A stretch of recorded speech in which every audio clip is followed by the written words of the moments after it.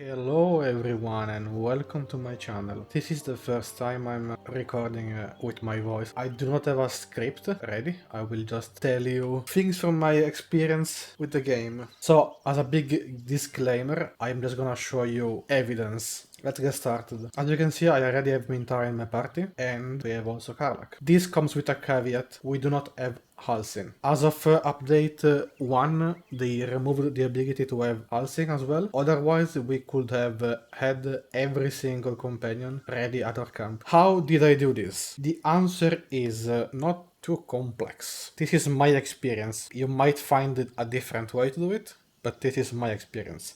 This is what I did. I exposed Kaga as a Shadow Druid in Act 1. I did everything I wanted to do in the Grove, and then I left. What happened after is that I did everything else in Act 1, including going to the Goblin Camp, freeing Halsin. But after freeing Halsin, I left him in his prison. And when I talked with Minthara at the Goblin Camp, I did not reveal the location of the Grove. I think that's really important, because if Minthara goes to raid the Grove with or without you, Karlach will become hostile. So it's really important you never disclose the location of the Grove. And that's it. The answer is just ignore the Grove and the Goblin conflict. That's about it. After that, you can just proceed with your game normally, get to Act 2, go to Moonrise Tower, and the cutscene with Minthara will play once you reach the throne room with Ketri. So from that moment onward, she will not be found at the Goblin camp anymore. You will only be seeing her in Act 2, and she will be locked to Act 2. Now, what can I tell you about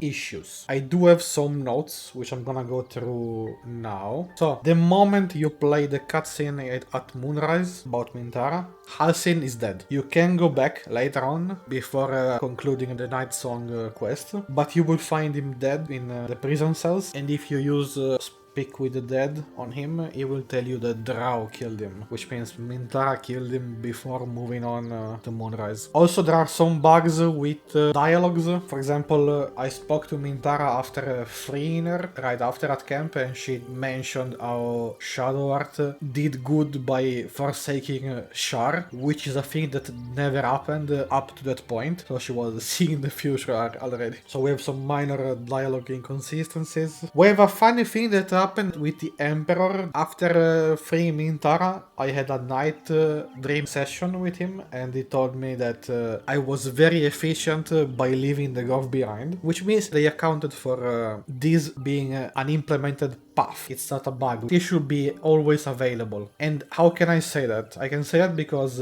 Minthara even has dialogues about Karlach. When you first speak to her, she will tell you she actually likes Karlach. And that's pretty much it. There is one maybe minor bug.